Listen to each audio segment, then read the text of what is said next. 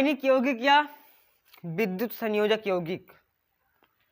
Ionic compound और इलेक्ट्रोवायलेंट compound. तो ये जो होते हैं यानी इलेक्ट्रोवायलेंट कंपाउंड,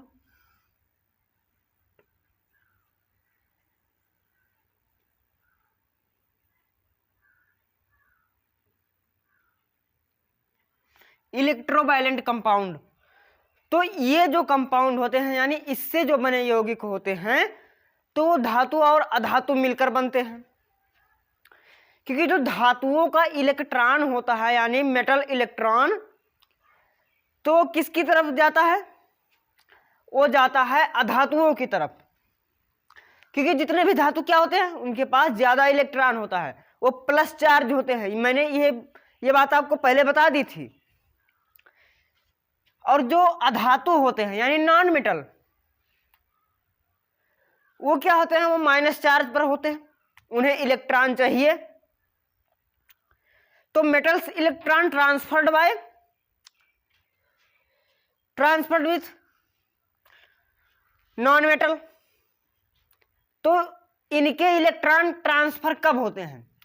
ऐसी इनकी सिचुएशन ही होती है क्योंकि इन्हें इलेक्ट्रॉन देना पड़ता है, तभी तो ये अक्रिय गैस की अवस्था पालेंगे। अगर जो हम सिंपल से फॉर एग्जांपल किसी भी धातु यानी कोई एनी मेटल मान ले,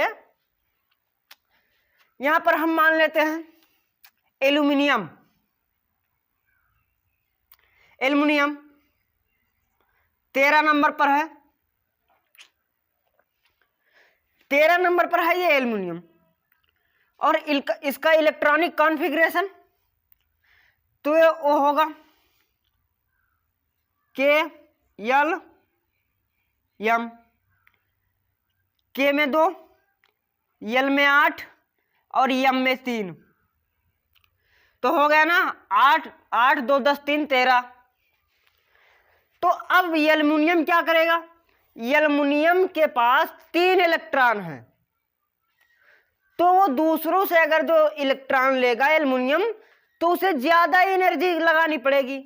और जितने भी यौगिक यानी तत्व हैं तो वो भैया किसी भी तरह से कोई कार्य करना चाहते नहीं हैं, उनको बस मिल जाए कि मैं आराम से बैठा रहूं, मुझे कोई काम धंधा ना हो। इसलिए वो क्या करते हैं कि वो अपने इलेक्ट्रॉन त्यागते हैं, लेते हैं। यही इनकी पूरी की पूरी केमिस्ट्री इसी पर आधारित होती है कि कौन कितना इलेक्ट्रॉन ले रहा है, कौन कितना इलेक्ट्रॉन दे रहा है, कब कहां पर कैसी सिचुएशन बन रही है इलेक्ट्रॉन लेने और देने की। तो आप इतना अगर जो समझ गए तो आप केमिस्ट्री को बिल्कुल आप समझ जाएंगे, बिल्कुल आपके दिमाग में घुस जाएगा कि केमिस्ट्री क्या है। तो केमिस्ट्री कुल लेन देन पर ही आधारित होती है। तो भैया एल्युमिनियम के पास बाह्य कोश में कितने इलेक्ट्रॉन? K electron. K वाला कोश तो पूरा है, L वाला भी पूरा है, और M कोश तो खाली है। M कोश में कितने इलेक्ट्रॉन चाहिए? अभी इसे भी 8 पूरा करना है, तो इसे 5 इलेक्ट्रॉन चाहिए। तो 5 इलेक्ट्रॉन कोई नहीं देगा, क्योंकि जिसके पास 5 इलेक्ट्रॉन होगा 3 से ज्यादा, तो वो कहेगा भैया तुम अपने इलेक्ट्रॉन हमको ही दे दो, और तुम जुड़ जाते हैं, तुम्हारी भी वैलेंसी शांत हो जाएंगी, तुम भी एक अक्रिय गैस की इलेक्ट्रॉनिक कॉन्फ़िगरेशन पा जाओगे और मैं भी पा जाऊंगा। तो अब मैंने क्या बताया था कि मेटल्स का जो होता है इलेक्ट्रॉन वो अधातु नॉन मेटल्स की ओर जाता है। तो अब कोई भी नॉन मेटल ले लो, फॉर एग्जाम्पल अगर जो हम ले लें क्लोरीन को, Cl 17 नंबर पर है, तो इसका इलेक्ट्रॉनिक कॉन्फ़िगरेशन क्या होगा? K-L-M। K में 2 इलेक्ट्रॉन, 8 में 2 इलेक्ट्रॉन और M में 7 इलेक्ट्रॉन। तो अब क्या करना पड़ेगा भैया, इसको 8, इसके पास कितने की कमी है, सिर्फ 1 की कमी है 8 इलेक्ट्रॉन पूरा करने के लिए। क्योंकि हर ये का ना, अभी मैंने आपको क्या बताया था कि इलेक्ट्रॉन जो होते हैं, तत्व होते हैं, तो वो अपने आप को शांत करना चाहते हैं, किसी भी तरह नोबल गैस की स्थिति को प्राप्त करना चाहते हैं। तो कि इसके पास 1 इलेक्ट्रॉन की कमी है, इनके पास 3 इलेक्ट्रॉन ज्यादा है, तो ये एल्युमिनियम से मिलेंगे और इनको क्लोरीन कहेंगे कि भैया तुम हमको 1 इलेक्ट्रॉन दे दो। तो एल्युमिनियम क्या कहेगा, कहेगा नहीं मैं नहीं दे सकता, मेरे पास तो 3 इलेक्ट्रॉन है बाह्य कोश में और तुमको चाहिए सिर्फ 1, तुमको चाहिए सिर्फ 1, तो मैं नहीं दे सकता। क्योंकि अगर जब तुम्हें मैंने 1 इलेक्ट्रॉन दे दिया तो बाकी 2 इलेक्ट्रॉन का मैं क्या करूंगा। तुमको लेना है तो मेरे कुल इलेक्ट्रॉन लो, वरना तुम ना लो। तब ये एल्युमिनियम से पूछेंगे कि भैया मैं क्या करूं। तब ये एल्युमिनियम कहेंगे कि तुम अपने ही जैसे अपने 3 साथी को और बुला लाओ जिन्हें 1-1 इलेक्ट्रॉन चाहिए। बस क्लोरीन अपने साथी को 3 क्लोरीन आ जाएंगे, तीनों के 3 जुड़ जाएंगे, 1 एल्युमिनियम और 3 क्लोरीन।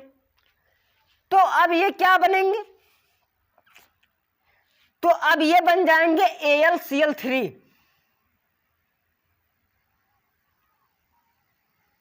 AlCl3। अब यहां पर अगर जो हम इन्हें इलेक्ट्रॉन डॉट स्ट्रक्चर के बारे में बात करें कि इलेक्ट्रॉनिक बिंदु संरचना, तो वो कुछ इस तरह से बनेगी पूरी की पूरी। अभी मैं जिन बच्चों ने इसे नोट नहीं किया वो साथ में नोट भी करते रहे। अब यहां पर एल्युमिनियम के बाह्य कोश में भी कितना इलेक्ट्रॉन था, 3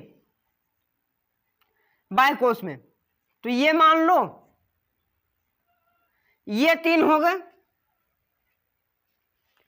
ये 3 हो गए।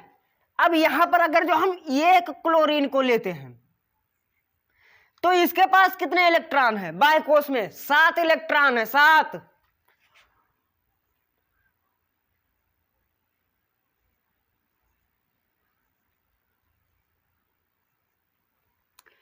कितने, 2 4 6। और अब अगर जो सिंगल जुड़ेगा, ये 1 इलेक्ट्रॉन की ये मांग कर रहे हैं लेकिन ये देगा नहीं। अगर जो सिर्फ 1 इलेक्ट्रॉन देगा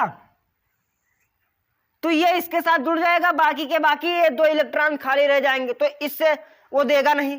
तो इसलिए अपने आप को ये 3 क्लोरीन और लेकर आ गया।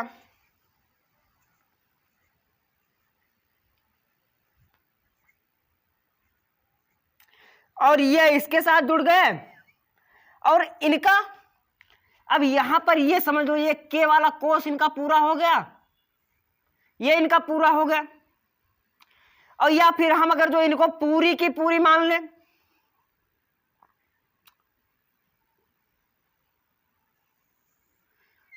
तो ये पूरा हो गया 8 और यहां पर भी 8 और यहां पर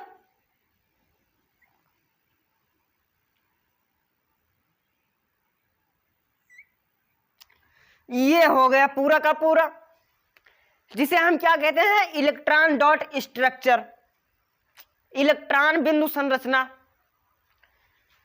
तो ये पूरा का कहलाता है आयनिक यौगिक, यानी धातु से अधातु की ओर इलेक्ट्रॉन का स्थानांतरण होना, यह होता है विद्युत संयोजक यौगिक, इलेक्ट्रोवैलेंट कंपाउंड। ये पूरा हो गया इलेक्ट्रोवैलेंट कंपाउंड। जिन बच्चों को समझ में ना आया हो वो कमेंट कर दें, और जो नए हो चैनल को सब्सक्राइब कर दें और वीडियो को लाइक कर दें जल्द से जल्द, ताकि हम आगे आपको आगे भी पढ़ा सकें। इतना समझ में आ गया?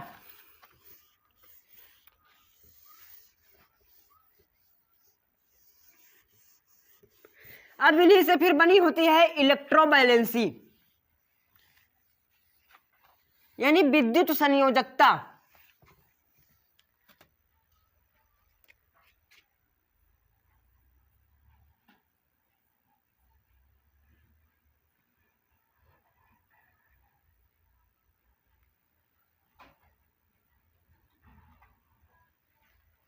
इलेक्ट्रोवैलेंसी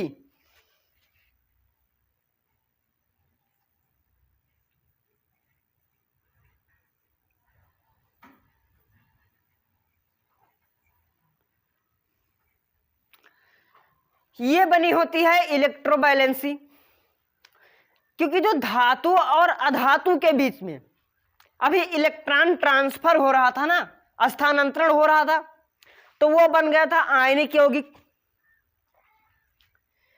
लेकिन यहां पर क्या होता है कि इनके पूरे के पूरे इलेक्ट्रॉन, जितना भी इलेक्ट्रॉन है इनके पास बाह्य कोश में, उतना पूरे का पूरा इलेक्ट्रॉन त्याग कर देते हैं, अधातु ले लेता है, और ये बन जाते हैं अक्रिय गैस, यानी नोबल गैस बन जाते हैं। तो ये पूरा हो जाता है, तो इन्हें हम क्या कहते हैं, इलेक्ट्रोवैलेंसी। ये हो जाते हैं इलेक्ट्रोवैलेंसी। तो इनमें जब पूरा का पूरा इलेक्ट्रॉन चला जाएगा, तो जैसे अब मान लेते हैं Na को, NaCl को, सोडियम क्लोराइड जिसे हम कहते हैं साधारण नमक, तो इसे बनने के लिए क्या होना चाहिए। अब Na पर है 11 नंबर पर और ये है 17 नंबर पर, तो इसका अगर जो हम मान लें KLM और फिर KLM, तो सोडियम का 281 और क्लोरीन का 287। अब यहां पर क्या होगा, अब ये क्या करेगा कि जो क्लोरीन है, क्लोरीन ही लेगा, क्योंकि इसके पास सिर्फ एक इलेक्ट्रॉन की तो कमी है, सिर्फ एक की। अगर जो ये देगा इलेक्ट्रॉन, मान लो अगर जो ये देगा, तो इसके पास 7 इलेक्ट्रॉन है, 7 इलेक्ट्रॉन है, तो नहीं दे सकता। कहेगा कि मेरे पास तुमसे ज्यादा है, इसलिए मैं तुम्हें नहीं दे सकता, इसलिए अच्छा है कि तुम ही मुझे अपना इलेक्ट्रॉन दे दो, तो ये दे देगा।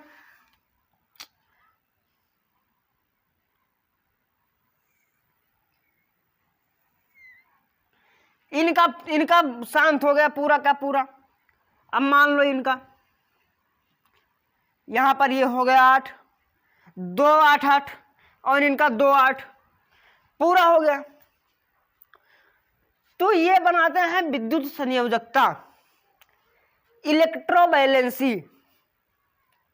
जिन बच्चों को समझ में ना आया हो वो कमेंट कर दें और वीडियो को दोबारा देखें, अच्छे से देखें, क्योंकि केमिस्ट्री को आप अच्छे से समझो, शुरू से पढ़ो, तभी आपको समझ में आएगा, वरना नहीं तो नहीं समझ में आएगा कि कौन कितना ले रहा है, कौन कितना दे रहा है। सिर्फ इतना समझोगे, जो मैंने यहाँ पर पढ़ा दिया आप उसे उतार लोगे और यही इतना याद कर लोगे, तो इससे आगे आप नहीं जान पाओगे। मैं चाहता हूं कि आप 0 लेवल से जानो, शुरू से समझो केमिस्ट्री है क्या, तो आप उसे अच्छे से समझिए। अब यहां पर बात आती है, इनके कुछ गुण भी होते हैं कि जब ये बनाते हैं आयनिक यौगिक, तब इनके ये गुण बनते हैं कि इनको जब अलग किया जाता है आयनिक यौगिक को, तो इनमें क्या होता है, इनमें इलेक्ट्रॉन स्थानांतरण के द्वारा बनता है, क्योंकि लेने देने का चक्कर है, साथ में नहीं रह रहे हैं।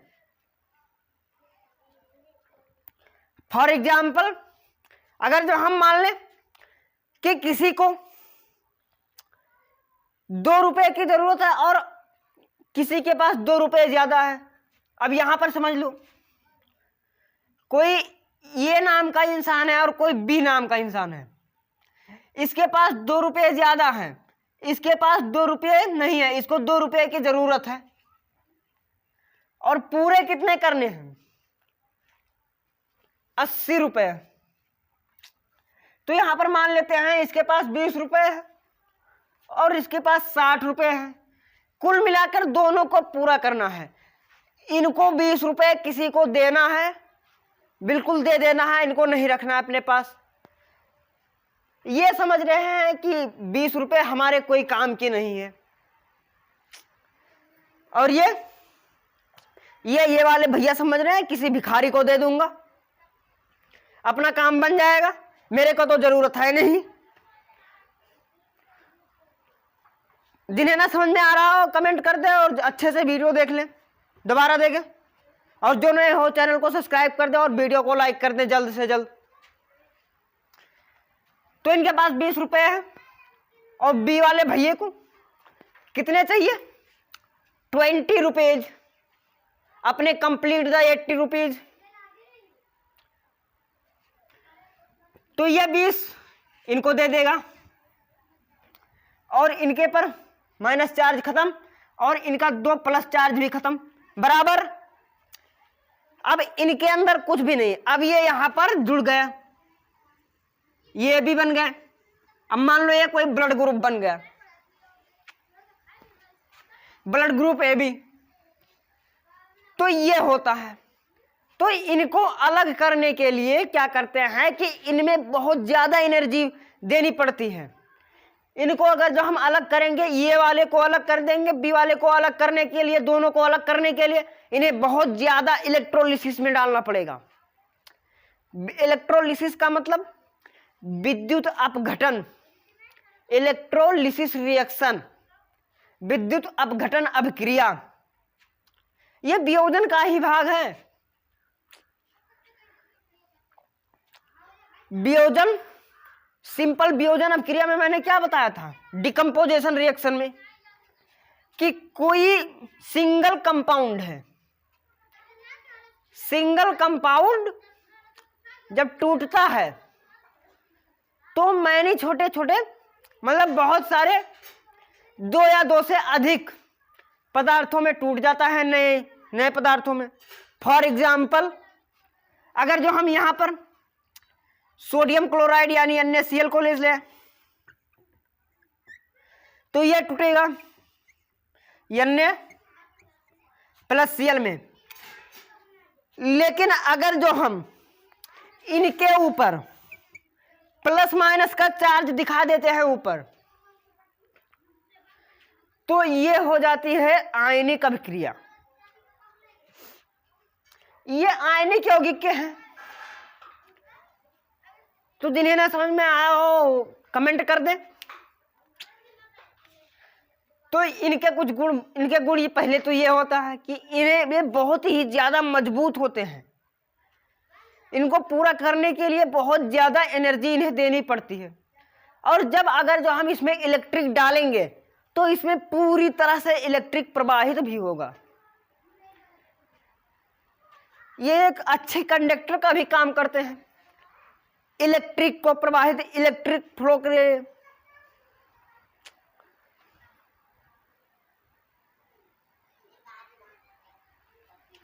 अब यहां पर बात आती है धातुओं को प्राप्ति के लिए। धातुओं को प्राप्ति के लिए तो जितने भी धातु हैं,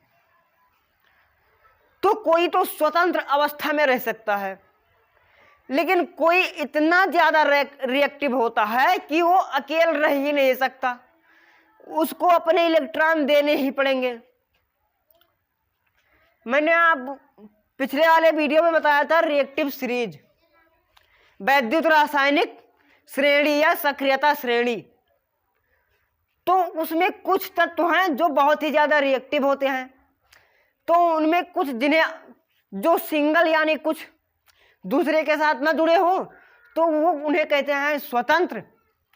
स्वतंत्र में धातु में, और जो दूसरे के साथ मिले होते हैं तो उन्हें कहते हैं सहयोगी यौगिक दूसरों के साथ होते हैं, संयोजी। तो अगर जो हम मान लें कि स्वतंत्र यौगिक में, तो स्वतंत्र यौगिक में आपको 3 चीजें मिलेंगी, क्योंकि ये बहुत ही कम रिएक्टिव होते हैं।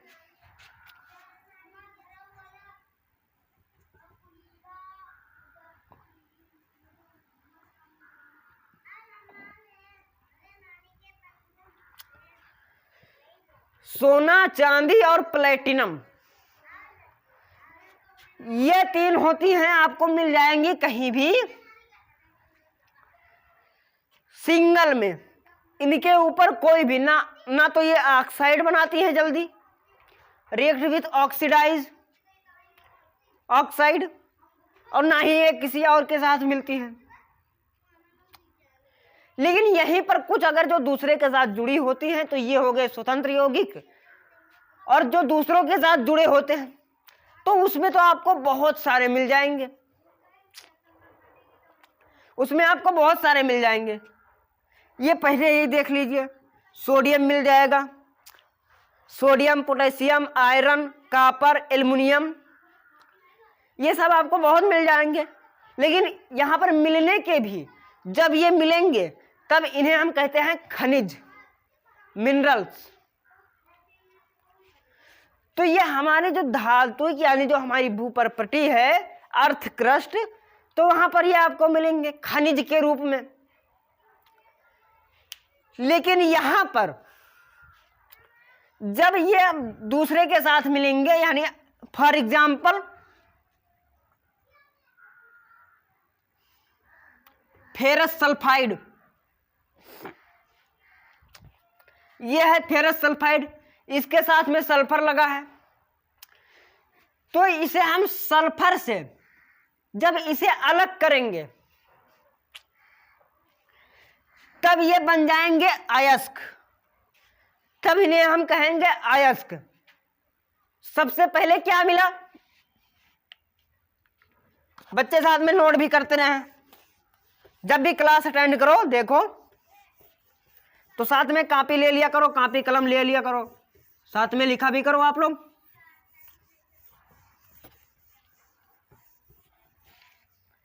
सबसे पहले ये किस रूप में मिले, खनिज के रूप में। खनिज यहां पर कौन है, एफियस, फेरस सल्फाइड, लेकिन इसे हम अलग कर दिए तब ये बन गए अयस्क।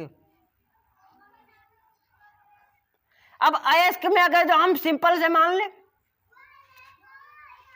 तो ये बने एफी, आयरन के रूप में आपको मिल जाएंगे। उसके बाद में फिर यहां पर इन्हें हम कहते हैं, आगे जब इन्हें हम फिर से अलग करते हैं, बाकी यहां पर एफी है तो इसे हम नीचे बनाएंगे अधात्री, गैंग्स,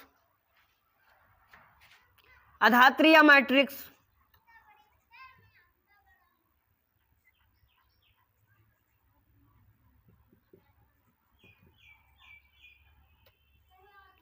मैट्रिक्स में आपको कौन मिल जाएगा, सल्फर।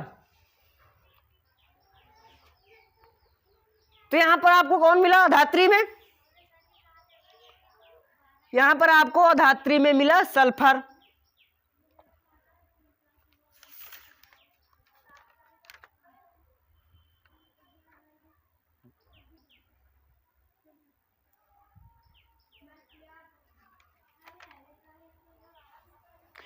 जो बच्चे नए हो जल्द से जल्द चैनल को सब्सक्राइब कर दें। लेकिन अब इनको फिर यहां पर 2-3 विधियां, बहुत सारी विधि से इनको छांटा बिछारा जाता है, क्योंकि धातु और अधातु को अलग अलग किया जाता है।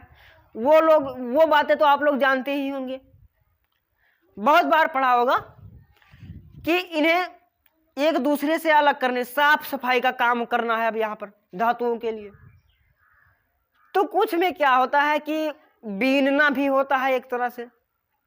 अगर जो बड़े बड़े हैं तो उन्हें हम धातु और अधातु को बीन कर अलग अलग कर सकते हैं। जो बच्चे गांव में हुए, यानी जिन्हें पता है, जो किसान लोग होते हैं, तो वो अपने अनाज को साफ करने के लिए क्या करते हैं, हवा का इस्तेमाल करते हैं ना। यानी अगर जो हम मान लें कि कोई अनाज है और उसमें कचरा है, कचरा का मतलब गैंग्स हैं, अधात्री हैं, तो उन्हें एक तरफ से हवा चलती रहती, इधर से हवा फ्लो होगी और यहाँ पर बीच में उस अनाज को डालते रहेंगे ताकि जो अनाज है यानी मेटल तो वो नीचे रह जाएगा और बाकी जो अधात्री यानी कचरा वाला पार्ट है तो वो उड़ जाएगा। तो इस तरह से भी किया जाता है और कुछ चुंबकीय के रूप में भी किया जाता है, जैसे जो चुंबक के साथ में चिपक जाए, यानी जितने भी धातु हैं मेटल हैं तो वो चुंबक के साथ में आ जाएं, तो उनके ऊपर बहुत ही हैवी मैग्नेट ऊपर से किया जाता है ताकि धातु सब चला आवे ऊपर और बाकी जो बचे वो नीचे ही रह जाए। तो ये होता है। और कुछ में क्या होता है कि पीस कर भी, पहले तो उन्हें पीसेंगे, उसके बाद में फिर उसको वसा देंगे।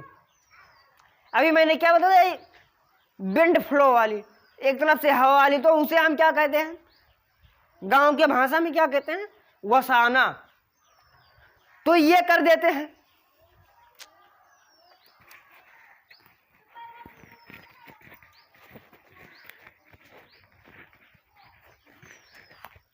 तो इसके भी ये तरीके होते हैं, लेकिन अगर जो कुछ होते हैं जो बहुत ही मजबूत तरीके से पकड़ लेते हैं तो उन्हें कुछ और तरीके से किया जाता है, वो मैं आपको अगली वीडियो में बताऊंगा। जय हिंद।